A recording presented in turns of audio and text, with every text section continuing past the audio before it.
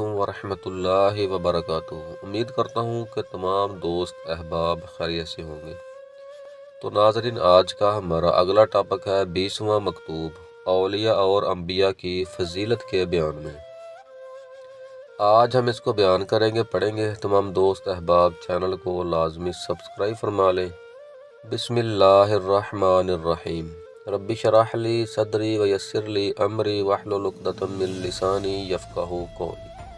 صلی اللہ علی حبیب سیدنا محمد وعلی آلہ وبارک وسلم۔ میرے عزیز بھائی شمس الدین، تمہیں معلوم ہو کہ ہر وقت باجمی وجوہ باتفاق جملہ مشائخ طریقت رضوان اللہ علیہ اجمعین ولی اللہ جتنے ہیں سب پیغمبروں کے تابع ہیں۔ انبیاء علیہ السلام کو اولیاء پر فضیلت ہے، کیونکہ ولایت کی جو نہایت ختم ہے، نبوت کی ہدایت شروع ہے۔ ہر نبی درجہ ولایت پر فائز ہے، مگر کوئی ولی نبی نہیں ہو سکتا۔ اس امر میں علماء اہل سنت اور جماعت ہوں یا محققین اہل طریقت ہو، کسی کو اختلاف نہیں ہے، بلکہ سب کے سب متفق ہیں۔ مگر ملحدوں کا ایک گروہ ہے کہ وہ اولیاء کو انبیاء پر فضیلت دیتا ہے۔ دلیل اس کی یہ ہے کہ اولیاء ہر وقت مشغول بحق رہتے ہیں اور انبیاء بیشتر اوقات دعوت خلق میں مصروف رہتے ہیں۔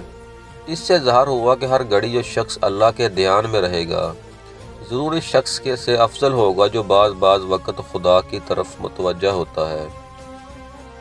جواب: انبیاء علیہ السلام کا یہ غایت کمال ہے کہ دعوت خلق سے ان کو مشغولی حق میں حجاب واقعہ نہیں ہوتا۔ مشاہدات روحی اور سری اپنی جگہ پر قائم ہے اور یہ کام بھی ہو رہا ہے۔ دوسرا گروہ جاہلوں کا ہے، اس کو صوفیوں کی محبت کا دعویٰ ہے اور ان کی جانب حسن ظن بھی ہے اور ان کا اتباع بھی کرتے ہیں، مگر اس خیال خام میں پڑ گئے ہیں کہ مقام ولایت مقام نبوت سے برتر ہے۔ دلیل اس کی یہ ہے کہ نبی کے ہاں پہلے وحی آتی ہے، بعد اس کے نبی کو علم ہوتا ہے، اور ولی سرن بسرن راز و نیاز کی باتیں ہوتی ہیں۔ ولی ان اسرار سے واقف ہوتا ہے جن کی نبی کو خبر نہیں ہوتی، یعنی علم من لدنی ولی کو مل جاتا ہے، جیسا کہ حضرت خضر علیہ السلام کو تھا۔ موسیٰ علیہ السلام کو یہ علم نہ تھا، اور کہتے ہیں کہ خضر علیہ السلام ولی تھے، حضرت موسیٰ علیہ السلام نبی تھے۔ حضرت موسیٰ علیہ السلام کے پاس جب تک ظاہر وحی نہ آئی، احکام و اسرار وغیرہ سے آگاہ نہ ہوئے۔ خضر علیہ السلام کو علم لدنی تھا، غیب جانتے تھے، اسی وجہ سے اس کی نوبت آئی کہ موسیٰ علیہ السلام نے ان کی شاگردی قبول کی۔ استاد یقینی شاگردوں سے افضل ہوتا ہے۔ یہ باتیں بالکل لغو اور محمل ہیں۔ جو لوگ مذہب کے سردار ہیں اور جن کے دین پر اعتماد ہے، وہ لوگ ان باتوں سے بیزار ہیں۔ ان کے نزدیک کوئی شخص دنیا میں ایسا نہیں ہے جو انبیاء علیہ السلام سے بلند مرتبہ ہو اور ان کے رتبہ کے برابر بھی ہو۔ تاہم اس بات کا جواب بزرگوں نے دیا ہے۔ خضر علیہ السلام کو فضل مقید تھا، یعنی ان کو علم لدنی تھا، نبوت نہ تھی، اور حضرت موسیٰ علیہ السلام کو فضل مطلق تھا، کیونکہ پیغمبر اولو العزم تھے۔ فضل مقید فضل مطلق پر کیوں کر غالب ہوگا اور اس کو کس طرح باطل کرے گا؟ دیکھو، پارسا بی بی مریم رضی اللہ تعالیٰ عنہ کو اس کی فضیلت حاصل ہے کہ بغیر مس بشر کے اللہ تعالیٰ نے ان کو فرزند عیسیٰ علیہ السلام عطا فرمایا۔ باوجود اس کے حضرت بی بی عائشہ پاک صدیقہ اور حضرت بی بی فاطمہ الزہرا پاک رضی اللہ عنہ پر ان کو فضیلت نہیں ہے۔ فضل مقید فضل مطلق پر کیوں کر غالب ہوگا؟ یہ دونوں بیوی نساء عالم سے از آدم علیہ السلام تا یوم قیامت افضل اور اعلیٰ ہیں۔ قطع نظر ان باتوں کے ہم تو یہ کہتے ہیں کہ اگر اولیاء اللہ کے باطنی اور ظاہری احوال و قلبی واردات اور برکات، ریاضت و مجاہدہ سب کے سب ایک پلے میں رکھو، اور نبی نے ایک قدم جو راہ صدق میں رکھا ہے اس کے اخلاص کو ایک پلے پر رکھو، تو نبی کا پلہ اتنا جھک جائے گا کہ ولی کا پلہ بالکل بے وزن نظر آئے گا۔ ولی اللہ راہ طلب میں آتے ہیں، چلتے ہیں تو ہزار مشکل سے منزل مقصود تک پہنچتے ہیں، اور انبیاء علیہ السلام بغیر جد و جہد خدا رسیدہ ہو جاتے ہیں اور مطلوب پا لیتے ہیں۔ دعوت خلق میں بھی جو مشغول ہوتے ہیں تو وہ مشغول ہونا ان کا بے اذن اللہ ہوتا ہے۔ لاکھوں آدمی ان سے ہدایت پاتے ہیں۔ مشرک موحد کا کافر مومن بنتا ہے۔ اگر دنیا اولیاء اللہ سے بری پڑی ہو اور نبی عالم میں ایک ہی ہو، جب بھی ولیوں کی تمام فضیلتیں ایک جامع ہو کر نبی کے فضل کے برابر نہیں کر سکتے۔ اولیاء اللہ جب منتہائے کمال کو پہنچتے ہیں اور مشاہدات کی خبر دیتے ہیں، اس وقت حجاب بشریت سے نکلتے ہیں۔ رسول کو جس دن خلعت نبوت ملتا ہے، اسی وقت مشاہدہ کی بات چیت اس سے سرزد ہوتی ہے۔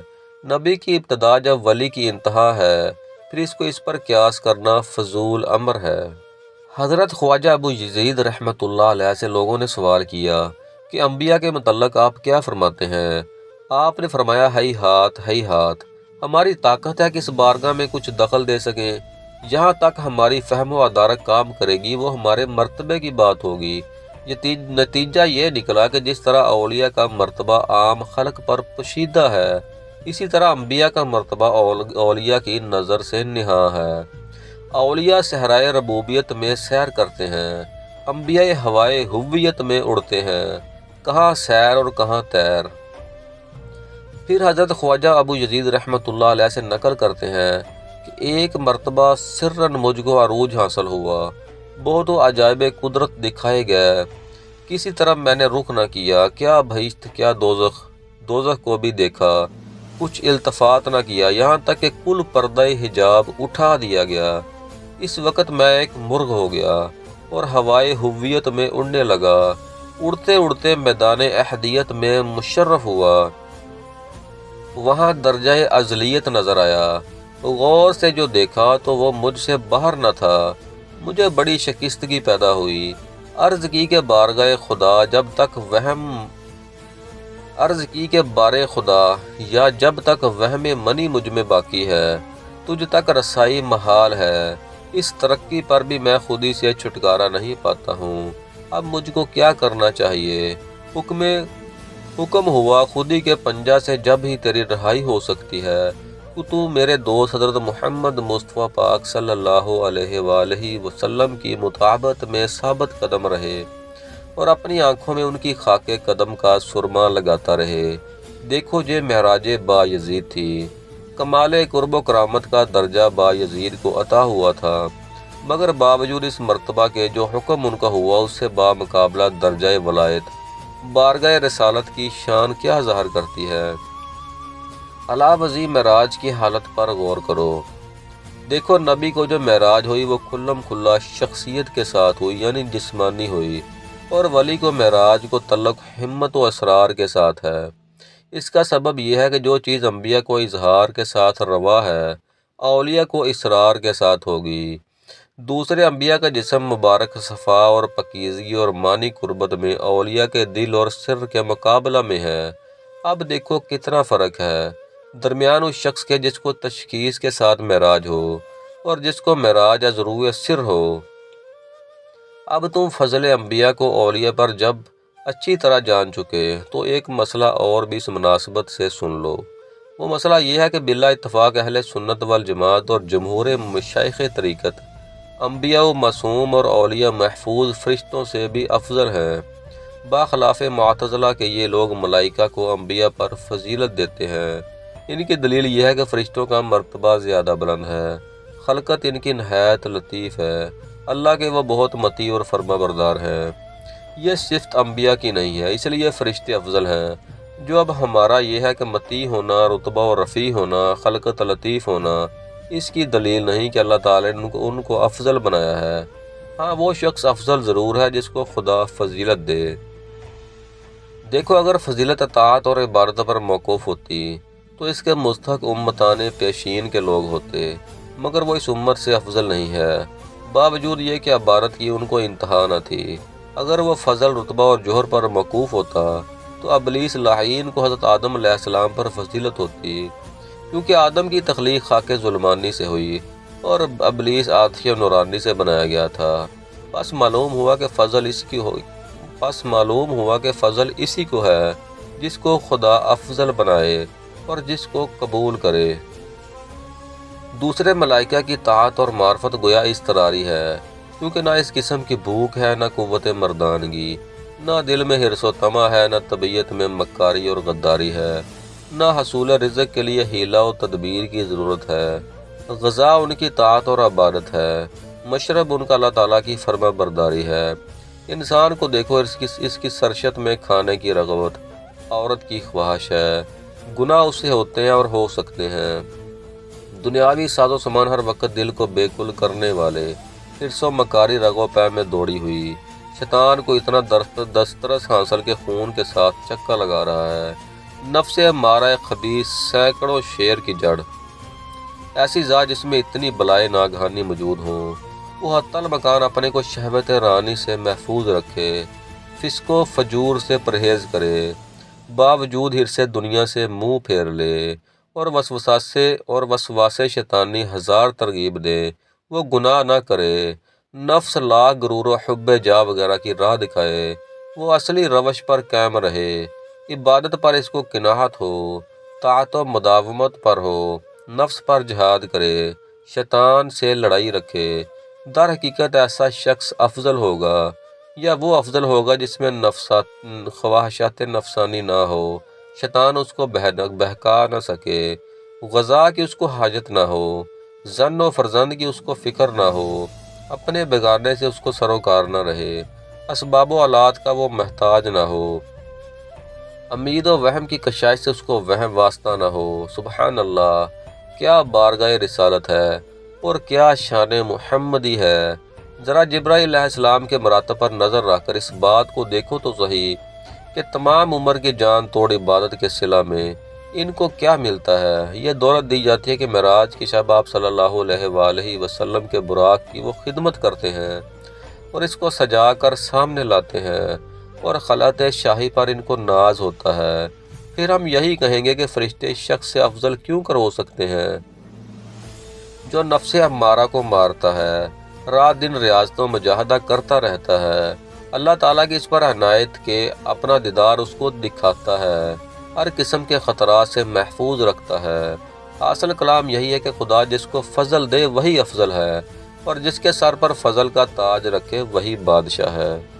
حضرت فرید الدین عطار رحمۃ اللہ علیہ نے اس معنی کی طرف اشارہ کیا ہے۔ مثنوی، غور کر، لاکھوں برس تک سوائے تسبیح پڑھنے کے شیطان کا کوئی کام نہ تھا، اس کی ساری عبارتیں توڑ مروڑ کر رکھ دیں، خدا کی استغنائیت نے سب کو برباد کر دیا، اس کا دل خون ہو گیا، اس کے سر پر لعنت کی پگڑی باندھ دی گئی۔ یہاں صدیقوں کی جانیں دہشت سے خون ہو رہی ہیں، کیونکہ یہ جانتے ہیں کہ سرکار سے پالا پڑا ہے۔ جب اس کو ہم یاد کرتے ہیں تو ہمارا کلیجہ خون ہو جاتا ہے، خدا کے استغنا کی ہم دہائی دیتے ہیں۔ تو چاہتا ہے کہ نماز اور تسبیح کے ذریعے اس جیسا بے نیاز تجھ سے راضی ہو جائے۔ نماز کا درجہ زیادہ راہ سمجھ، مگر وہ تیری نماز سے بے پرواہ ہے۔ اللہ تعالیٰ کی ذات میں بے نیازی اور کبریائی کی صفت ہے۔ تیرے پاس سوائے نیست و نابود ہو جانے کے کیا دھرا ہے؟ بہر کیف نبی کے معاملہ میں ولی کو کوئی ہستی نہیں، مگر جو ولی محفوظ ہے وہ فرشتوں سے افضل ہے۔ مرتبہ ولایت ایک سر ہے، اسرار حق ہے، مجاہدہ اور ریاضت پر یہ موقوف نہیں۔ اس قدر پردہ استثار میں شان ولایت رہتی ہے کہ ولی کو ولی کے سوا دوسرا پہچان نہیں سکتا، کیونکہ اگر اظہار ولایت سب عقلاء پر جائز ہوتا تو دوست دشمن کا فرق نظر آ جاتا اور واصل و غافل کی تمیز ہو جاتی۔ اللہ کی مرضی نے اس موتی ولایت کو صدف خواری میں عام خلق سے چھپا رکھا ہے اور امتحان گونا گوں کے دریا میں ڈال دیا ہے۔ طالب صادق اس تہہ کو پہنچ کر جان پر کھیلتا ہے، دریائے خواری میں غوطے لگاتا ہے، قعر میں اترتا ہے تاکہ مراد اس کی پوری ہو۔ دنیا میں جو حال اس کا ہو اس کی پرواہ نہیں کرتا۔ ایک جانباز نے اس معنی کی طرف اشارہ کیا ہے۔ مثنوی شریف،